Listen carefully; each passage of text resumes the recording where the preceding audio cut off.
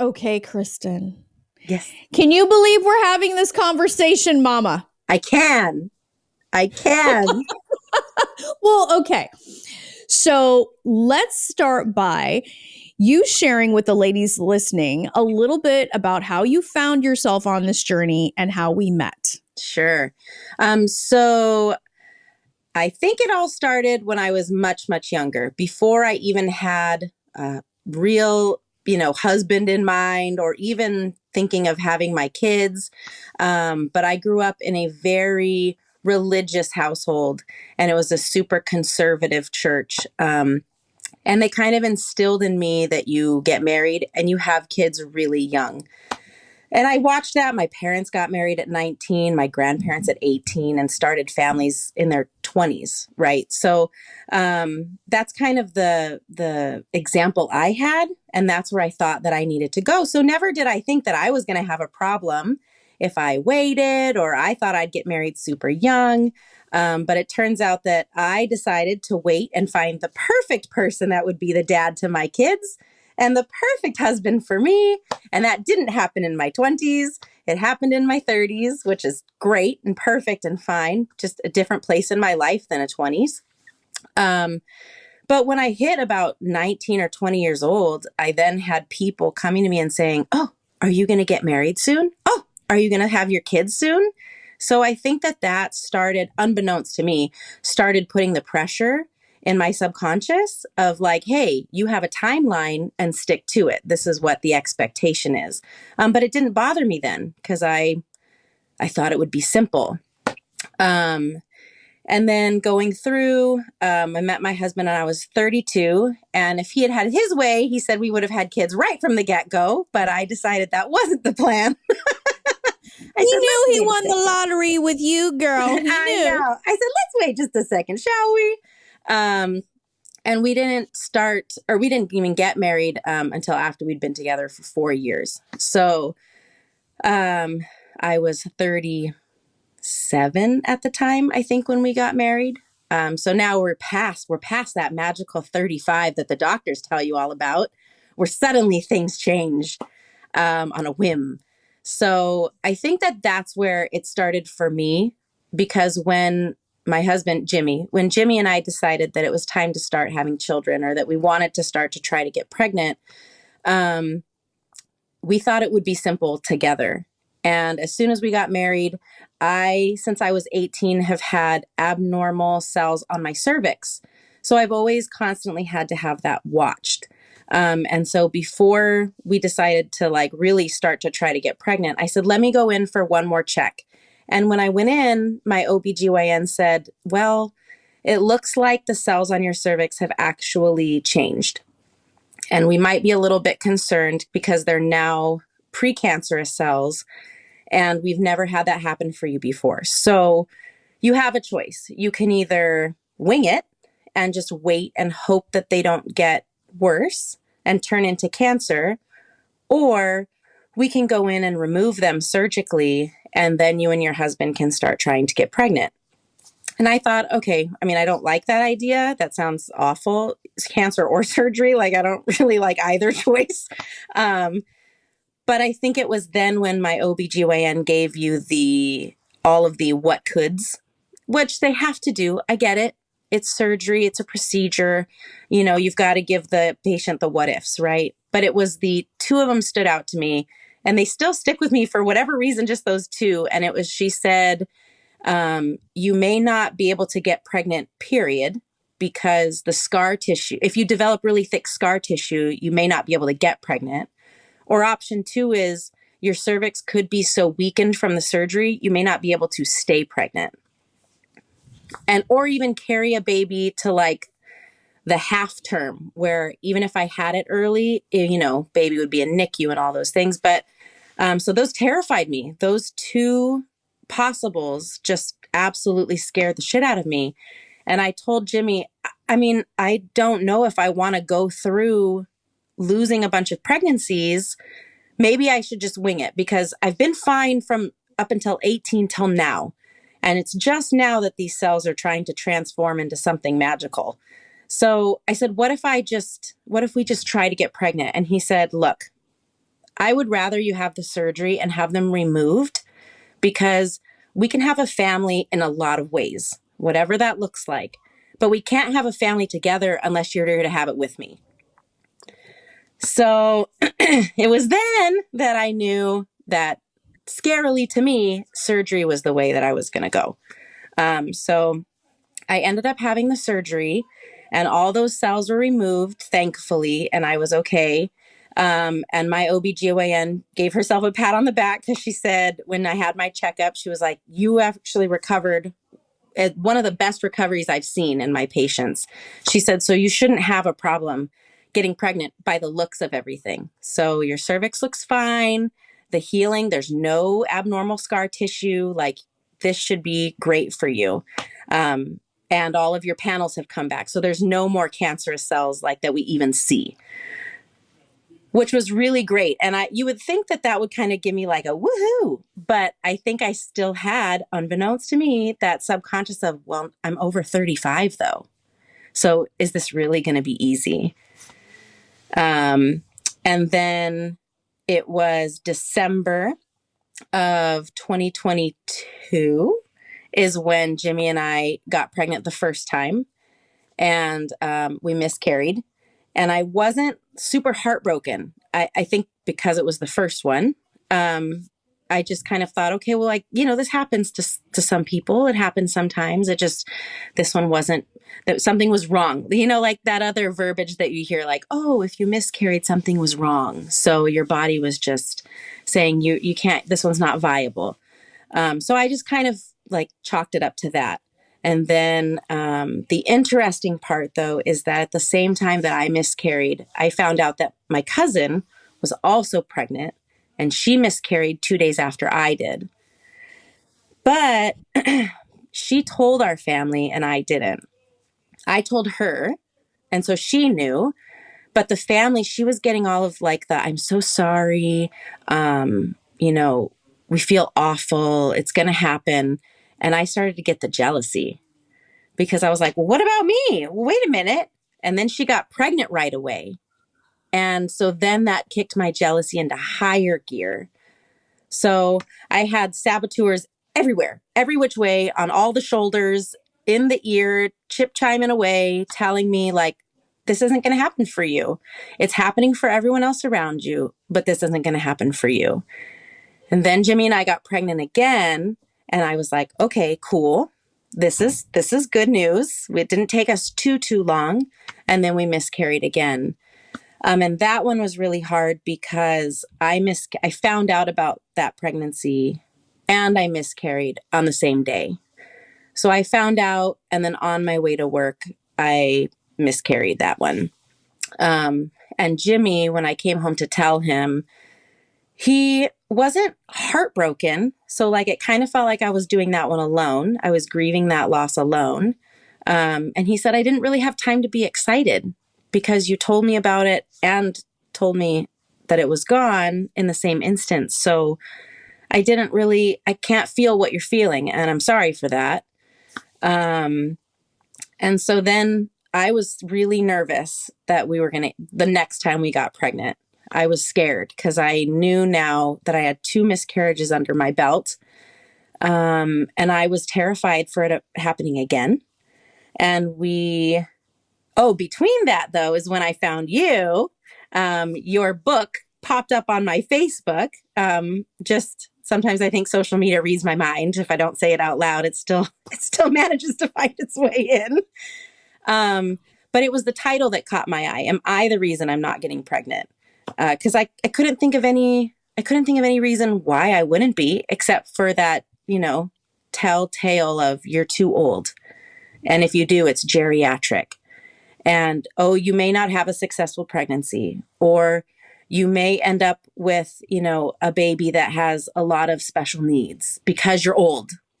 I had all those things that were told to me. And so you're how old at this time? At that time, I was, 37-ish, 38. Yeah, 37. I was 37. Yeah. You're like an embryo yourself at that age. I still had Similac on the breath, so I didn't feel old, but then you you start to have all those doctors and the professionals telling you you're old. This isn't going to work for you.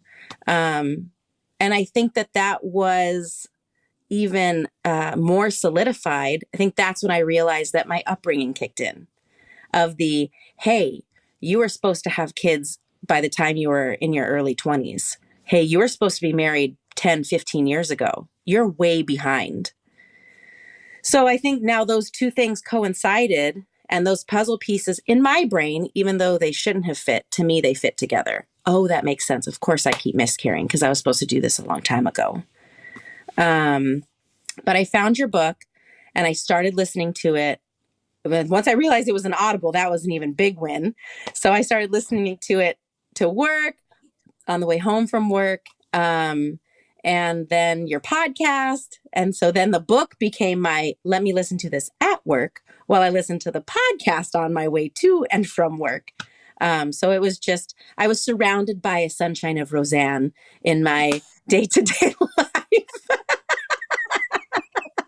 A sunshine that kept saying, I'm honored by that. That's a sunshine cool. that said, get your shit together. Yeah. Yeah. Well, so was this, I mean, okay, so you're, at that point you had some miscarriages under your belt, as you say. And what was it like to have the subject of mindset even raised with you? Because, it could have been really easy for you to drift off. Like, what's this lady talking about? It's, is she trying to blame me? That kind of a thing. Like, what was it like for you? I think that I realized it had to do with me, mindset wise, not physically body wise, but my mind, because in that time frame, I started to talk to a fertility specialist as well. Per my OBGYN suggestion, she was like, look, let's refer you to somebody else this is their specialty, right? So maybe they can figure out why you keep miscarrying. And I was like, okay, sure, why not? What do I have to lose? And so they sent me to do all sorts of tests, like the HSG tests and the hormone tests and diabetes testing to see if that might be a problem. All these different things. And every test always came back that I was perfectly healthy. So there was no scientific reason why I shouldn't be able to get pregnant successfully and carry that baby successfully. And when those tests came back, then they said, well, let's test your husband. So they sent him in for testing. And the only thing that they came up with for him was slow sperm. Like he had lazy boys. So that was the only... But you guys were still getting pregnant, though. Correct. Like that's kind of staying pregnant. Yeah. Right. Yeah. So at one point, I had talked to one fertility specialist initially, and he was so rude and condescending. In our initial conversation, he said, "Can you hold on so I can take a personal call?" And stepped off of our Zoom call to take a phone call while I'm sitting there worried, anxious, because this is a new part of the journey for me. And so I cut him off. I never talked to him again.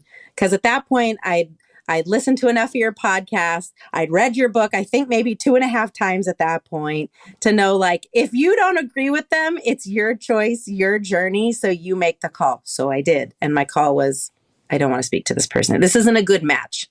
This isn't going to help me. You got to go. So then I started doing research and I found another specialist. And she, I thought, was going to be fantastic. I thought she was going to be great and the perfect fit. And our first conversation was magical. I was like, oh yeah, she's the key. Like she's what's going to make this magic happen for Jimmy and I. And the second or third conversation with her, she said to me, well, it seems like your tests are coming back fine. Jimmy's tests are pretty much fine. I mean, all you have is low ovarian reserve, but it was normal for your age group. And Jimmy just has slow swimmers. And I said, so if my low ovarian reserve is normal for my age group, then isn't that not a problem? Because you just said that's normal for my age group, right? And she kind of brushed over that one. And so then she said, well, how about we skip IUI? Because that would usually be my suggestion. And we go straight to IVF. And I was like, that's not really in my spirit. Like, I don't feel like that's the path I'm supposed to take right now. I am getting pregnant. I'm just not staying that way. So whether I do this naturally, whether I do this with IUI, whether I do this with IVF, I'm able to get pregnant any of those ways, I would assume. And the staying pregnant part would remain the same, right? I mean, it's not getting there. It's not the sperm meeting the egg that I'm having an issue with. It's just keeping that baby in my body. And she said, well, I mean, okay, if you want to skip IVF and keep on the path of failure, we can do that.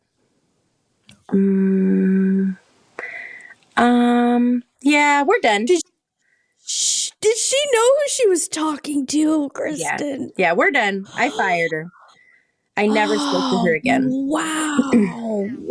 Wow. I mean, it's interesting to me how you were so clear about what was right for you in that moment. Like I didn't go to medical school. You didn't go to medical school, but like you knew from having known yourself. Yeah. And being intimately aware of what was going on, that you're like, no, how is IVF going to help me? Right. Like intuitively, I knew that wasn't it. Yeah. I knew that wasn't it. And that is no shade on any mom who's ever had to go through IVF. None at all. Because I also was, I was also accepting of the fact that might be part of my journey. I just didn't think it was my journey then. So like if but think about it. Like what you were asking for was more of a root cause. Yes. Kind of inquiry, right? Mm-hmm. Rather than just saying, because it's not like they were saying, yeah, his swimmers may have been slow. Sure. And, and your reserve, quote unquote, was low, but you're getting pregnant. So what you were asking for was like, offer me something that might get to more of the root cause than just kind of putting us in this path where we're going to do something we can already do on our own. We're getting pregnant. And as you're saying that, it's interesting because it just clicked to me right now. They were never going to find a root cause because their tests were not going to find that it was my mindset that was the root cause. That's a mic drop right there. So it didn't matter. It didn't matter how many tests they ran. They would have never found out that I was the problem. That was the problem. You were the root cause. I was the root cause. This blows my mind though, Kristen, because it really takes a lot of humility in order to admit that. Yeah. And be open, because most people would rather have a diagnosis, right? People would rather have or lean on a diagnosis to explain so that they don't have to do the work. Yeah. I mean, I knew I was the problem, but it didn't hit me until you said it just like you did right now. There's no test that they could have run that would have diagnosed that. Wow. So what happened next? Because if you kicked her out of the picture, like what did you do next? So I kind of toyed with the idea of trying to find another specialist, but I was a little defeated on that zone now because that was two.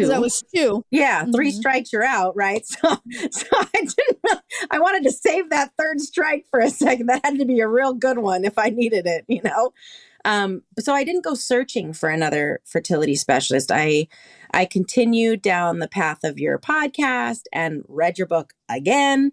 And I loved all of the exercises in your book. Like I would be at work and I'd have split computer screens. So I'd have my work on one and then like my homework as like my assignments on the other one. And so I would do all the things like my dream board. I still have my dream board. It was not a huge board. It was a literal piece of, 8 by 11 paper. and it just had all of these snapshots of things. And it still hangs over my daughter's changing table to this day. And so I see it every day. And I would look at it every morning when I did my makeup before going to work, before we were pregnant, all throughout this journey. And now she kind of tugs at the paper every once in a while. So I might need to move it a little higher.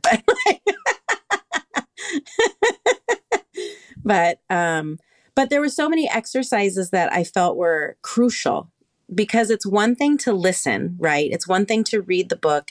It's one thing to listen to the podcast. The Miracle Moms were, I think, essential for me. Like, I had to hear other women going through it, because when you go through it, you feel like you're the only one. You feel like you're alone, even though you know you're not. You know there's other women. They wouldn't have fertility specialists if there weren't other women going through this problem, right? So you wouldn't be here being our fairy godmother, right? If I was the only one who had this problem. So, you know, there's other moms, but when I hear them, when I listened to their stories, like that was so important for my journey.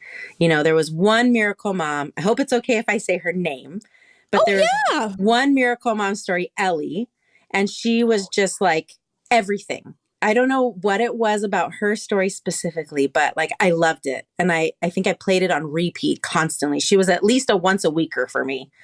Well, she struggled with recurrent miscarriage as well. She did. And she ended up having twins.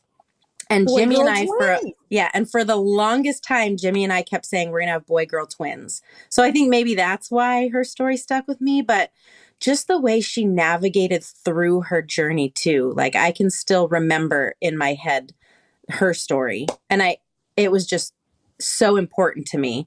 Her specifically. We have to say something that we haven't said yet, because you went from being a listener to a guest. I did. We're going to geek out on that for a second. I did. And I told myself I would. I did. I was like, you got two goals. Women do that.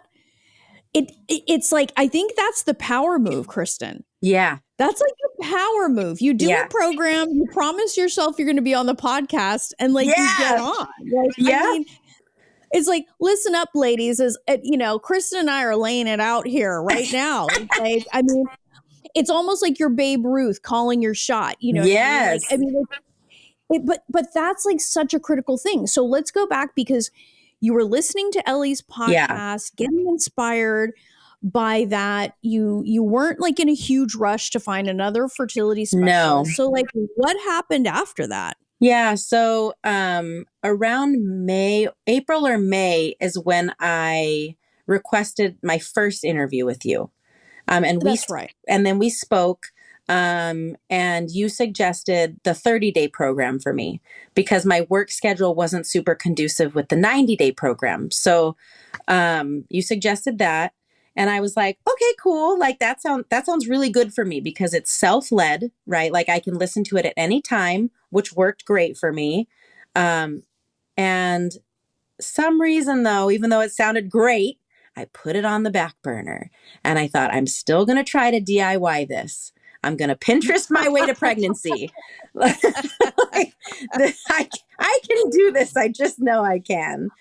And I did. I got pregnant again.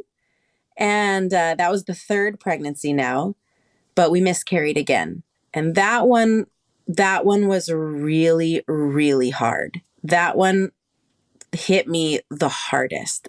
I went down this super dark tunnel of depression. My husband was like, I don't recognize you really anymore. You don't want to go do things anymore. You don't want to do fun stuff that we did before. You kind of just are sad all the time. And I remember distinctly that one too, when I got that positive pregnancy test, and I told him, I looked him in the eyes and I said, you can be happy, but don't be excited. And I feel awful, because I don't get to dictate how he was going to handle that. If he wanted to be excited, he should have been allowed to be excited. I also should have been excited. But because I had already had 2 miscarriages, I was terrified of miscarrying this one, which I did. Um, and that was heartbreaking. It was heartbreaking. 'Cause I felt like I'd been doing work, right? Like I thought I'd been doing work from listening to the podcast and reading the book. And then I started to feel really guilty and get down on myself because I hadn't done the 30-day program. So, why hadn't I jumped on that bandwagon when we had talked about it? And so then I kind of got into my really type A control freak. Like that kicked in, I think, into a higher gear, because then I was doing ovulation tests all the time, 4 different brands, because what if one's inaccurate? Might as well try other ones while we're doing it. Practice peeing on sticks, why don't you? So and my husband was like, he told me at one point, this isn't fun anymore. This trying to have a baby, this isn't fun. I almost don't want to, because you are on such like a routine and a regimen about getting pregnant that leaves no room for us. Like there's no room for you and me in that. Even though this takes both of us, you're doing this solo because you're not letting me be part of it. And that was an eye opener too, but it didn't change anything in that moment for me, because I wanted to be successful in this. I was already behind my time schedule, right? I should have had 5 kids by the time I was 21, according to my upbringing. I should have been married to him. We should have been celebrating our 10-year wedding anniversary at that point, Wow. So there was all of these tidbits that were just adding up on the pile of shit that I was just letting build. And then it was after that miscarriage, the other clincher was that this third miscarriage, this one that I just was talking about, I found out one of my best friends was pregnant. So now that second pregnancy I had earlier, my cousin was pregnant and she had that baby. Now this pregnancy, one of my best friends got pregnant and she carried that baby. And so now I'm feeling like, why is everyone around me getting pregnant? Neither of them were trying, but why is everyone getting pregnant around me? And I cannot stay pregnant. Like I'm wanting this baby, but it's not working for me. What's wrong with me? And I went down that path even more. I mean, they talk about, 1 step forward, 2 steps back. I think I took like 50 backwards with that third miscarriage. It was almost like I'd never read the book or listened to the podcast, because I just felt so awful. I felt like such a failure. Well, but you're also, that you're running up against your own sabotage pattern. Yeah. Mm-hmm. This is not surprising. It's like, No. Women love this podcast, and I'm so grateful for that. And it's one aspect, like exactly as you said it before. Yeah. If you're not doing the work, right, it's just an intellectual exercise for you. Nothing's really changing. Right. And so, okay. So you had that third miscarriage. Yeah. You're in a dark place. Yeah. So what pushed you over the edge to do the program? So that was right after our interview that one had happened. And then I got pregnant again in August. And I remember asking for another interview with you. Nope. I fast forwarded. I got pregnant in August and I miscarried that one. But that one didn't break me. That one was the moment where I was like, you know what? No, something's missing. And the something that's missing is that 30-day program I talked to Roseanne about 4 months ago. So I need to do it. Like I'm doing all these other things. I do the exercises she tells me to do in her book. I'm listening to these miracle moms, but they did work. They didn't just do 2 things. They put all this more effort in, like way more effort. I need to put in that effort too. If I really, truly believe that I'm going to be a mom, then do the damn work. And so I told myself that September 1st, I was starting the 30-day program. And by the third week of that program, I was pregnant. And that is the baby I have now. I didn't miscarry that pregnancy. So you had, was it 4 miscarriages? Four. In a row. Yeah, in a matter of, I think it was 9 months. Wow. Mm-hmm. Wow. And then you do this program, you're working on your mindset. I mean, but think about what you did though. Yeah. See, women sometimes get it twisted. They think that it's, I'll just listen to the podcast, I'll read the Right. book, whatever. Yeah. But you did something that was very pivotal, I believe, in every woman's journey. Because you could have just, oh, I don't need that. I don't need to do this. I don't need to do that. I'm just going to keep doing it my way. Mm-hmm. But what you did that I think is so incredibly important is you stopped tolerating Yeah. the limitation Mm-hmm. that says, I don't need that. It wasn't about need anymore, Kristen. For Right. you, what I could see through that metamorphosis and through your sharing of your story, it was clear that you wanted to become more than your limitation. And just the simple act of saying yes to you, because women, like I was about to say, is women get it twisted. They think they're doing my program. Right. Yes, in part they are. Right. But the more important thing is they are saying yes to themselves. Right. It's not about doing my program. It's Right. about the woman that you become by saying yes to you. Do you think that's accurate? I think so, because as you're saying that, it rings true. I believe that in listening to the podcast and in reading your book and doing the exercises, in those, at least for me, I was saying yes to you. I was saying yes, Roseanne, I'm going to do this. Yes, Roseanne, I'm going to get pregnant. Yes, Roseanne, I believe I'm going to be a mom. But it wasn't until I said, on September 1st, I'm starting this program, that I said, yes, Kristen, you're going to be a mom. I didn't say yes, Roseanne. I said, yes, Kristen. So there's a huge difference in that. Massive. Right. It's a game-changing distinction that Right. I think you are raising in a way that I have never heard here.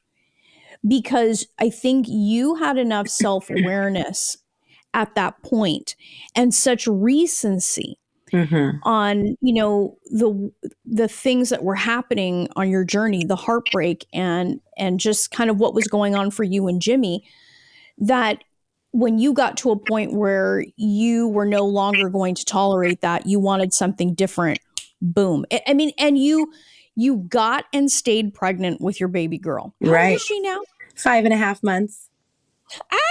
And what the ladies may not know is that I got to hug you in person on my tour in LA. I mean, and I just remember seeing there was so much in the woman that you had become, who you allowed yourself to become. You were just, I mean, you're glowing now, but I remember thinking, this woman is on fire.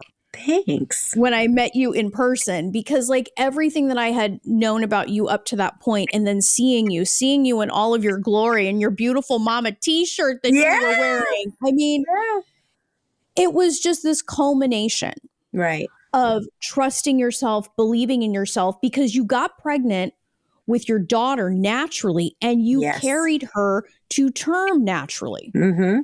Yep. What was that like? Oh, it was amazing. It was amazing.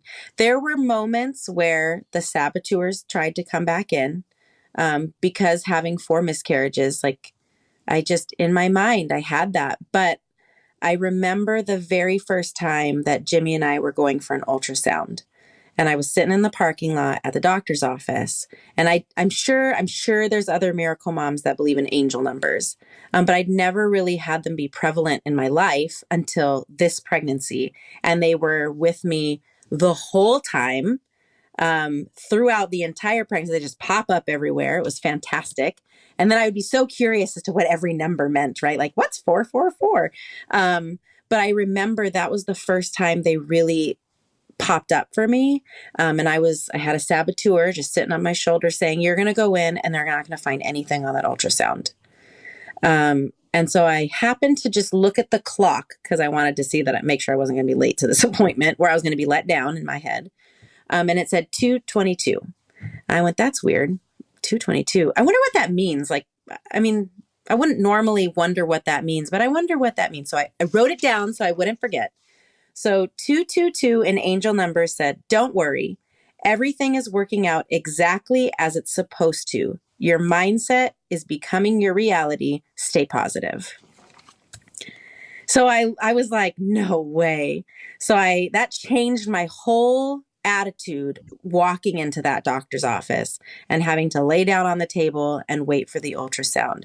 The kicker is, which I think that was my daughter talking to me in that moment. Like, Mom, it's fine, but you're going to go in there and I just need you to be ready. Because I went in and the doctor was doing the ultrasound and she said, you know, Kristen, this gestational sac, it's shaped abnormally. It's shaped like a teardrop. It's not shaped like the oval that we want it to be. And I was like, okay, well, what does that mean? And she said, well, I need you to prepare yourself for possibly losing this one too. And I went, all right, well, 222 just stuck out in my car, but we're not going to talk about that. I'm just going to talk about that to myself. I'm not going to let you think I'm a nutso that like I'm looking at the clock.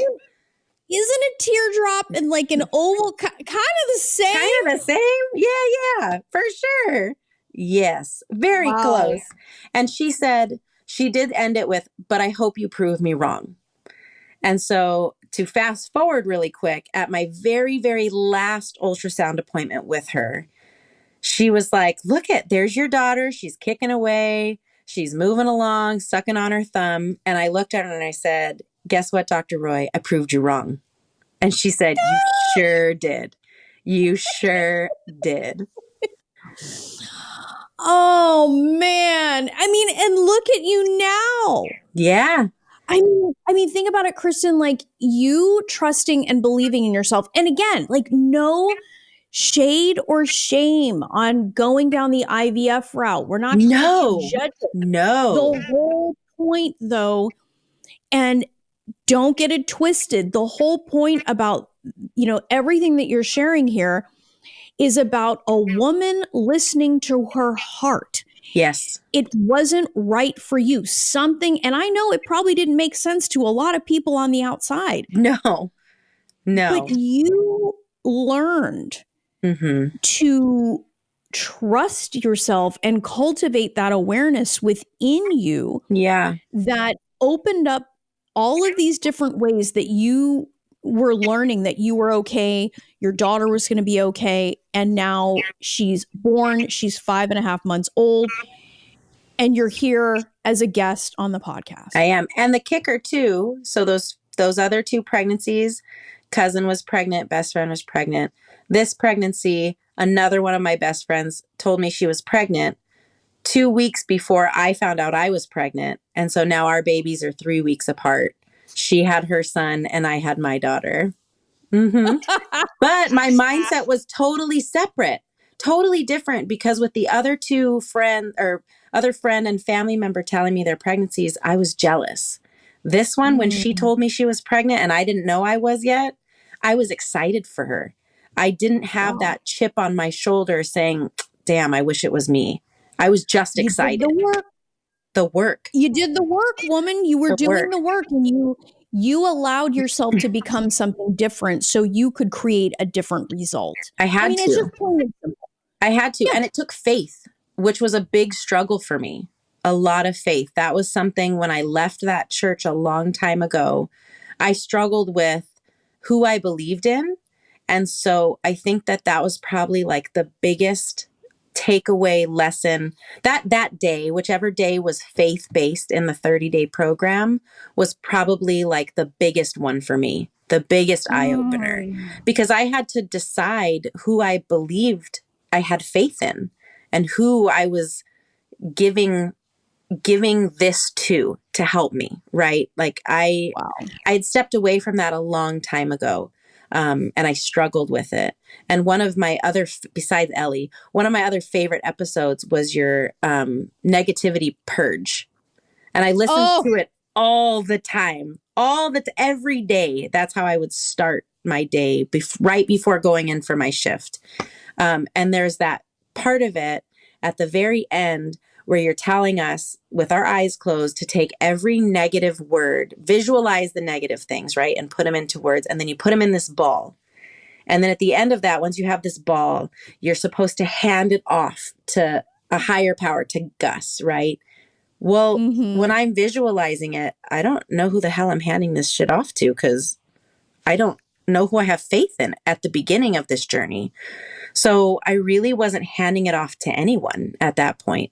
I was still holding on to it and harboring it because I didn't believe somebody was going to take that from me.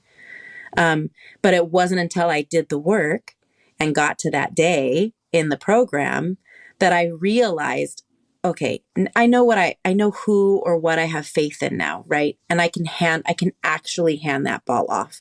And I no longer have to hold on to all those negative things. It's not my problem because I'm letting it go. I got to let it go.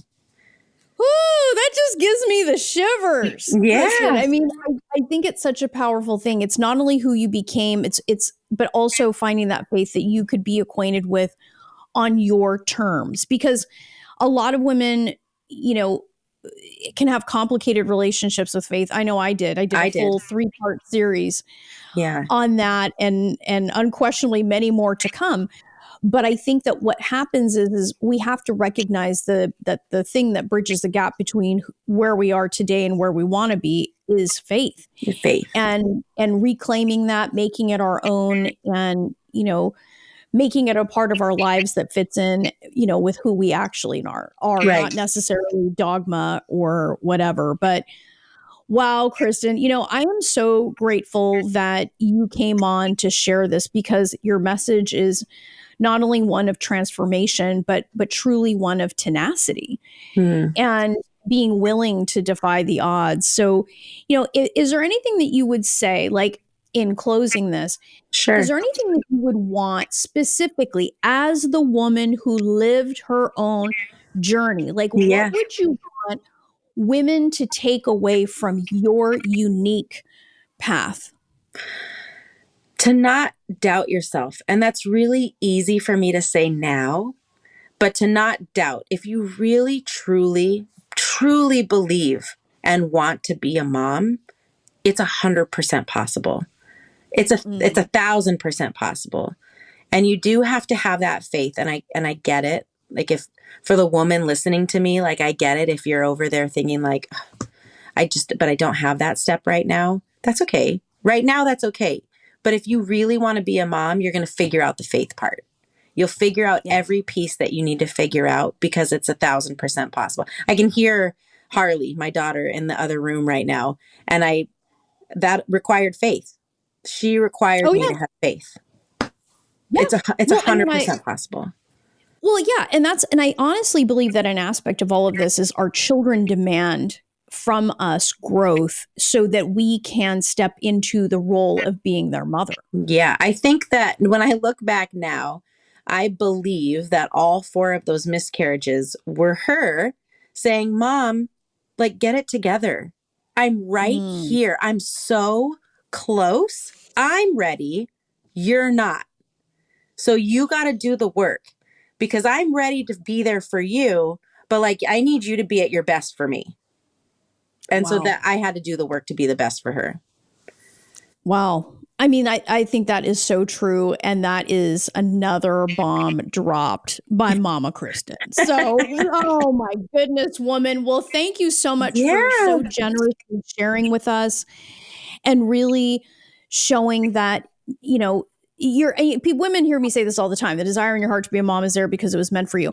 But I think that you, especially on this day and in your own unique way, are just more living proof of that. So thank you, woman. Oh, can I share one more thing? Know you. Yes. Yeah. Oh, So this This is your story, girl. this was a big moment, and it just happened a couple days ago.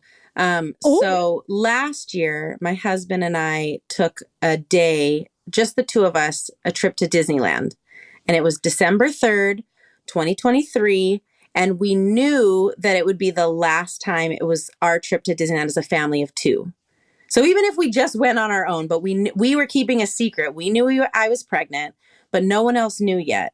And this year, December 3rd, we just so happened to book ourselves another day at Disneyland, unbeknownst to us until we got there, that it was exactly a year ago that we went. And we realized, oh my God, we just brought our daughter to Disneyland on a year from the day that we said, this is our last trip as a family of two. So we then came a year later as a family of three to her very first trip to Disneyland. You know what? I am so glad that you threw that in there, because people don't get how much power your words and your intentions have. Like when you make the declaration, just like you declared that you would be on the podcast, look at you now. But it takes a level of faith and courage to be able to say, this will be the last time we come to Disneyland as a family of two. We will be a family of three. And in less than 12 months. Yes. You made that a reality. Yeah. In 12 months, we had her, and she's like 5.5 months old. Yeah. It's wild to me. Wild. Kristen, you make my job easy, baby. Like, you're making my job easy, because it's like, just do what she did. You know what I mean? It's one of those things. But I mean, thank you so much for sharing that. And thank you for your humility and your humanity and the vulnerability it takes to share, all of this pain. But it turned your pain into a higher sense of purpose and brought you home to your faith. So I'm so excited for you. And I cannot wait to see where you go next, girl. I it's know. only up from here. Only up. Only up. Oh, man. Thank you so much, Mama. We appreciate you. Thank you for you, because I wouldn't have gotten here without you. I couldn't have Pinterested this on my own. I needed Roseanne. But it's for women like you that I do this work, though.